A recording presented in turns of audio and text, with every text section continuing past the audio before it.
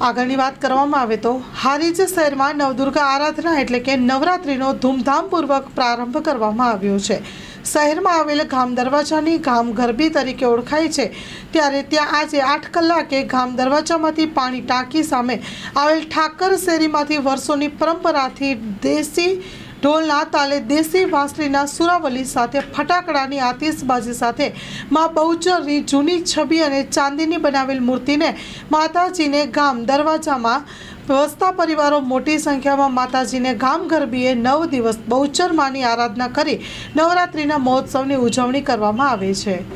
9 દિવસ ગામ દરવાજેમાં બહુચર અને અંબે માની જૂની પરંપરા મુજબ દેશી ઢોલના તાલે એક તાલે ને એક ઢબથી યુવાનો વડીલો સૌ હસ્તલેખિત વડવાઓ દ્વારા લખાયેલ ચોપડામાંથી જૂની પૌરાણિક ગરબીઓ મુખ્યથી પુરુષો દ્વારા ગાઈને રમાડવામાં આવે છે।